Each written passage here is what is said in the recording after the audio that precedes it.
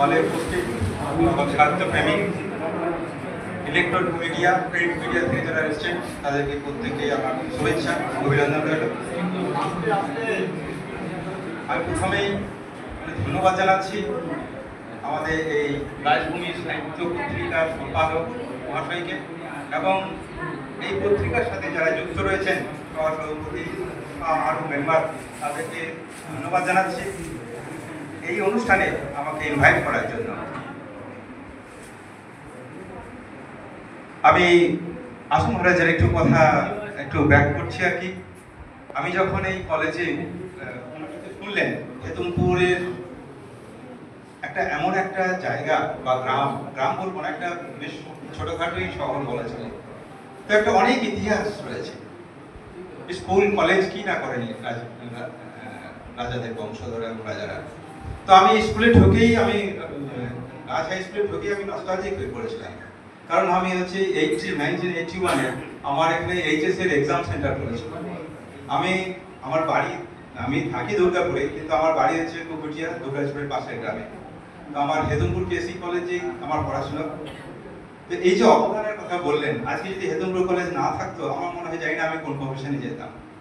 আমি এক minister of science and টেকনোলজির বিজ্ঞানী ছিলাম, এখন 1 বছর রিটায়ার করেছি। সেই বলছি যে কি অবদান, চিন্তা করুন আজকে কত মানে হাজার হাজার লাখ লাখ ছাত্রছাত্রী বেরিয়ে গেছে এবং সারা বিশ্বে রয়েছে। যাক, যে কথাই বলছিলাম যে আমাকে যখন ইনভাইট করলেন কল্যাণবাবু সম্পাদক মহাশয়, তো আমি একটু ইতস্তত করছিলাম, একটু হেজিটেশন ছিল যে আসবো কি আসবো না। কারণ ব্যাপারটা হচ্ছে এটা একটা কমপ্লিটলি সাহিত্য সভা আলোচনা, যেখানে সাহিত্যপ্রেমীরা লেখালেখি করেছেন, আলোচনা করবেন। তো আমি কি করবো, হোয়াট ইজ মাই রোল? তো আমি একটু নিজেকেই কোরিলেট করার চেষ্টা করলাম।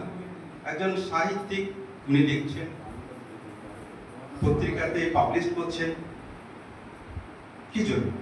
আর আমি বিজ্ঞানী হয়ে আমি কি করছি? তো ব্যাপারটা দেখলাম অবজেক্টিভ ইজ সেম। আপনি যদি আলটিমেট অবজেক্টিভ দেখেন, আলটিমেট আমাদের গোল রিচ করার যে জায়গাটা, সেটা কিন্তু একটা জায়গাতেই আমরা মিট করছি, রাইট? তো কিভাবে, ধরুন এই যে অনেক শুনলেন কথাবার্তা, তো তারই পরিপ্রেক্ষিতে বলছি যে সমাজকে আমাকে সমৃদ্ধ করা। এই যে পত্রিকায় লেখা হচ্ছে, এতে কি তরুণ প্রজন্ম, এই প্রজন্ম সবাই উপকৃত হচ্ছে।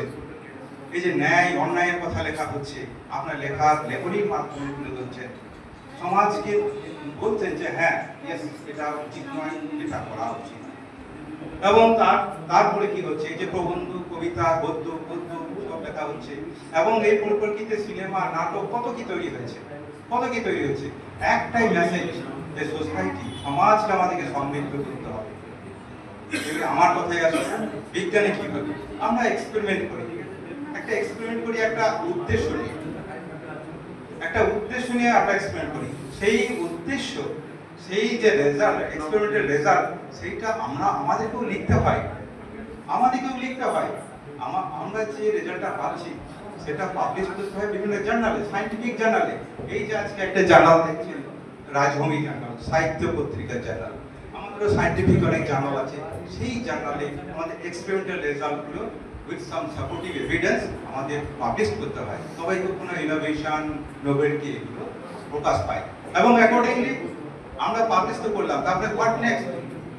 ইন্ডাস্ট্রি আসে, ইন্ডাস্ট্রি সেই রেজাল্টগুলো নিল, তারপর দেখলো হ্যাঁ কতটা আমি ইমপ্লিমেন্ট করতে পারবো ফর দ্য সোসাইটি, ডেভেলপমেন্ট, ইমপ্লিমেন্টেশনস, কমার্শিয়ালাইজেশনস। আজকে যে scientific development and electronic media যা দেখছেন, মোবাইল, সব কিন্তু সায়েন্স। সুতরাং সমাজকে সমৃদ্ধ করছে যে কিভাবে আমরা এটাকে অ্যাকসেপ্ট করছি, মোবাইলটাকে আমরা অ্যাকসেপ্ট করছি না, মানে কিভাবে নিচ্ছি সেটা কোনো ব্যাপার। কিন্তু আপনি দেখুন, শেষ একজন সাহিত্যিক যেভাবে সমাজকে নিজ করছে, একজন বিজ্ঞানীও সেইভাবে সমাজকে নিজ করছে। But thing is that root is different, আমাদের রাস্তাটা আলাদা, কিন্তু অবজেক্টিভ ইজ সেম।